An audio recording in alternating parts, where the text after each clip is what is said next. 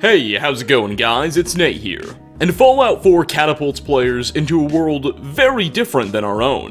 One ravaged by the problems and radiation left behind from a nuclear war 200 years ago, what's left of the Commonwealth of Massachusetts can, at times, resemble an alien planet more than the one we remember. And fitting with these strange themes, Fallout 4, and really the entire Fallout franchise, is also one shrouded in a whole host of mysteries. From ghosts to aliens to weird Cthulhu monsters, it seems when designing this universe, Bethesda did not shy away from filling it with unexplained happenings and weird paranormal events. So today we'll be taking a look at some of the most fascinating examples yet again. Sit back, crack open an ice-cold bottle of Nuka-Cola, and relax, as we gear up to take a look at 5 more Fallout 4 mysteries. Part 6. Starting off, who is the old man, and why is he bossing around Kellogg? So, we're all very familiar with Kellogg, one of the first characters we ever encounter in Fallout 4. He's the man who breaks into Vault 111, murders our spouse to death, and steals our son. Much of the game's first act is dedicated to tracking this individual down and bringing him to justice. Well, eventually we succeed in this objective, and once Kellogg is killed, it's revealed that he's in fact part cyborg. Evidently, he was implanted with a number of devices by the Institute to prolong his life and make him even more effective in combat. Because of this, during the quest, Dangerous Minds, we're able to implant Kellogg's memories into the mind of Nick Valentine, and go inside and explore them in one of the memory dens in Good Neighbor. We'll get to bear witness to some of Kellogg's most prominent memories, including parts of his upbringing, when he was first hired by the Institute, and we'll even experience the memory of him breaking into Vault 111 and, well, ruining our lives essentially. All this time, Kellogg's voice is narrating these memories, going back and recounting the experiences. And when he's doing this, he consistently refers to a strange character from the Institute called the Old Man. Take a listen.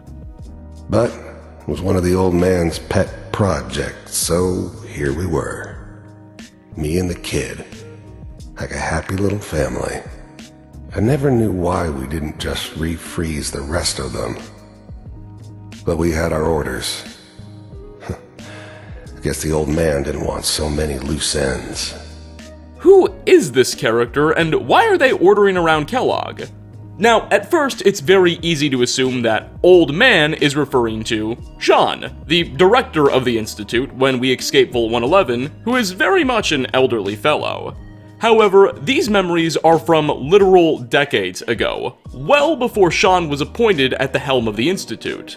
So, it's someone else. A seemingly likely explanation is that maybe this is just in reference to the old director of the Institute. Maybe Sean's predecessor was also an old man, and that's who Kellogg's speaking of. The thing is, we know that's not true, because the last director of the Institute was definitely a woman. This is proven by the fact that all around the Institute's headquarters, we can find holotapes left behind by that previous director, as she describes various events and decisions she made. And her voice is obviously not that of an old man. So it definitely wasn't the last director. So who could this fellow be? Well, and this is my personal favorite theory, many players suspect that it could be Dr. Zimmer. Dr. Zimmer was an elderly man we could encounter way back in Fallout 3, in the settlement of Rivet City. He played a central role in the side quest, The Replicated Man. During that quest, we learned that someone in Rivet City is secretly an android having escaped from the Institute in Boston, now trying to start a new life and blend in here. Dr. Zimmer was the Institute's representative sent to recover him. Ultimately, we would discover the identity of the android, masquerading as a security guard. We'd have to decide whether or not to give him up to Dr. Zimmer and send him back to Boston, or keep his little secret. Now, Fallout 3 released something like 7 years prior to Fallout 4, and this little mission was in fact the first time the Institute, or the Railroad, or all these Fallout 4 factions were ever even brought up in the game's lore. We never get an opportunity to interact with Dr. Zimmer ourselves during the events of Fallout 4. However, we do hear a bit about him. Apparently, as Dr. Io informs us, he's actually the head of the Institute's Synth Retention Bureau. Right now, he's away on some mission reclaiming quote-unquote high-profile targets, and in his stead, Dr. Io is running the SRB. But Zimmer's apparently still around, and still actively occupying a very prominent position with the Institute. Could it be that Zimmer is the old man Kellogg refers to in his memories? Zimmer is like really elderly, so even during these memories of Kellogg, many of which took place decades ago, chances are Zimmer still would have been pretty old, and old man would have been an appropriate label. Whoever this strange individual Kellogg was referring to is, be it the familiar face of Dr. Zimmer, or someone else, only Kellogg knows, and, well, Kellogg's dead, so we'll probably not find out for a very long time. Next on our list, speaking of synths, Glory is an elite railroad combat agent that's got a bit of a unique quirk. She's a Generation 3 synth. Evidently, somewhere around a decade or so ago, she escaped the clutches of the Institute, and was rescued by the railroad. But unlike most synths who managed to break free of their masters, she didn't opt to have her memory wiped and be given a new identity. Instead, Glory decided she wanted to turn her traumatic experiences into a positive, and opted to both keep her memories and join the railroad herself. Since then, she's worked up the ranks, and become one of the faction's most respected members. Though, despite being a heavy combat agent, she greatly prefers not to kill synths. She would rather save her lethal force for the evildoers responsible for their condition. Glory's a really well-written and interesting character. There's just one thing that doesn't add up. Unlike literally every single Gen 3 synth in the game, Glory does not carry a synth component. Normally, when killed, synthetic humans are supposed to drop an item in their inventories called a synth component, yet Glory does not. This, at least by the rules of Fallout's established lore, would indicate that Glory isn't actually a synth, that she's a totally normal human being. But could she really be? Could Glory just be lying about this entire backstory she gives us? Is she really just a normal person who found the railroad, requested to join, and gave them some weird backstory to try and justify it? It seems rather unlikely. There's no evidence she's ever fibbing towards the player, and she has an extensive knowledge of a lot of things that most synths shouldn't. She already understands the layout of the Institute. She remembers some of its members. It doesn't make sense for her to be lying here. Yet, at the same time, she should have a component. The community consensus over on Reddit seems to be that this was more than likely just a developer oversight. Glory should have a synth component, but whoever at Bethesda was responsible for putting it in her inventory simply forgot. This certainly wouldn't be the first time a game developer ever made a mistake, so it's far from unfathomable. Though I should also add, it's a pretty big mistake if it is one. Glory is one of the only Fallout 4 characters that will die regardless of the way the game ends. No matter which faction you side with, no matter what choices you make, if you progress to the end of Fallout 4's main questline, whichever one it is, Glory will always die one way or another. So Bethesda knew people were gonna be looking around this poor lady's inventory, yet still never gave her a component. What's the deal? Oh well, maybe Todd Howard was wrong. Maybe not everything just works, after all. Coming in at number 3, we're still not shifting our focus away from the railroad just yet. Let's talk a bit about Deacon. He's one of the faction's highest ranking and most gifted members. Most of his work centers around espionage and recovering information. He's especially talented in disguises and blending in with his surroundings. Very little is known about this man's past, and when we ask him about it, he usually seems to lie to us. So he's definitely an interesting character. But did you know, long before we joined the Institute, heck, before we even left Vault 111, it seems Deacon has been watching us. Why? Let me elaborate on that a little. After you've left Vault 111, the first time the player enters Diamond City, you'll find Deacon disguised as one of the guards. He blends in really good, and I never even knew he was doing this until years later when I watched videos like this. But I digress. He just kind of stands and walks around, acting like a guard. When approached, his name tag reads Diamond City Guard, and when you speak to him, he'll say guard-like things, though clearly in Deacon's voice. For some reason, Deacon's followed you here. Then, if you go to Good Neighbor, you can find Deacon yet again, this time impersonating a random drifter. Same thing. Finally, at Bunker Hill, he does it again, disguised as a caravan worker, clearly stalking us. What is going on here? These disguises aren't even the weirdest part in my opinion. Remember how I said Deacon's been watching us since before we left Vault 111? Well, I wasn't kidding. Just west of the vault, we can find a strange little outpost shack setup, with a railroad insignia marked on it, staring directly at the entrance to the vault. This almost certainly was Deacon's. He was watching the vault from afar all this time. Later on in the game, when we eventually first encounter the railroad's headquarters for the first time, it will be Deacon who vouches for the player's integrity, and convinces the guild's leader, Desdemona, to let us inside and invite us into the ranks of the faction. This moment where Deacon vouches for the player is significant for two big reasons. One, it further emphasizes the fact that, yes, this man has probably been following and watching us for a while, but the fact that Desdemona, the leader of the railroad, isn't the faintest bit familiar with us, indicates that Deacon's been doing this stalking all on his own, without approval or assistance from the rest of the faction. You would think if the entirety of the railroad was stalking us and trying to learn more about us, Desdemona would know who we are by now, but she doesn't. So Deacon's been acting alone too. It's a really weird conundrum, and honestly, I don't have a satisfactory explanation. We do know from the railroad questline that the faction does have a mole within the Institute. It's at least theoretically possible that this mole could have told them, hey, the director of the Institute's father is in Vault 111, it's a long story, go check him out and keep an eye on that.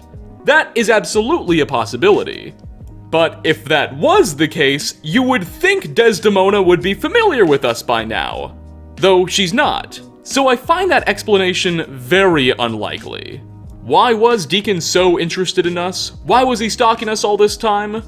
It seems only Deacon himself has the answer to that question. And he'll probably lie to us anyway. For fourth spot, what on earth is the experimental plant? So, on the Brotherhood of Steel's Pridwin's main deck, we can find a small research platform, where the Brotherhood scribes have been conducting numerous experiments and doing research. They've been messing around with mole rats, studying the bodies of super mutants, and fiddling with botany. Indeed, there's a section of the ship just filled with various plants from the Commonwealth. But one of the types of plants we can find here isn't like the others. A strange, blue root-looking sort of thing, that when approached is identified as the experimental plant. It seems to be glowing, and you can in fact pick these items up and put them in your inventory. The experimental plants function as consumables, and can be eaten for plus 10 HP and 5 radiation a pop. But what are these things? Well, some nearby Brotherhood of Steel terminals may have the answer, or at least get us a little close to those answers. Not too far away from this garden should be a botany terminal that contains various entries describing each of the plants the Brotherhood is currently cultivating. And there's a series of entries that describe the experimental plant in detail, apparently giving the plant the serial number NRT0001. The Brotherhood of Steel was first introduced to this weird type of fauna on a riverbed somewhere in Boston. Scribes picked up a sample, got some seeds, brought them back to the Pridwin, planted them, and the rest is history.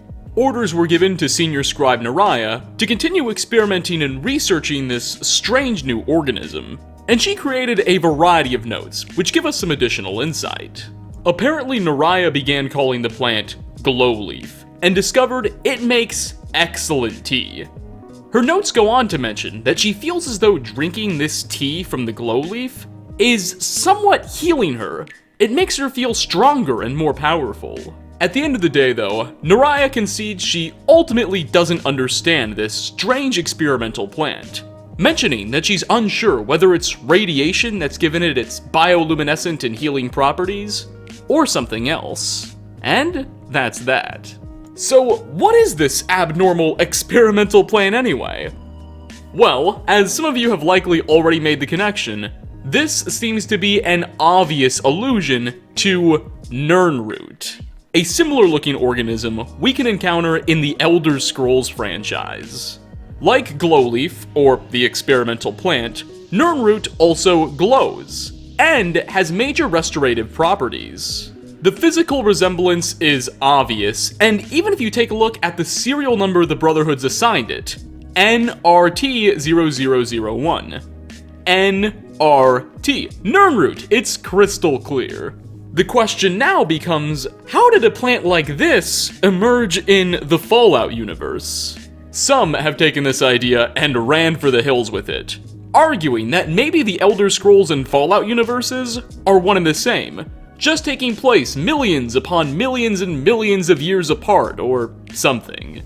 Others opt for the much simpler, yet admittedly less imaginative idea that this was probably just Bethesda having a bit of fun, and referencing one of their previous titles. Whether it's just a humorous little Easter egg, or indicative of a much larger connection, we can't be sure. But definitely head to the Pridwin and pick up some of this plant for yourself.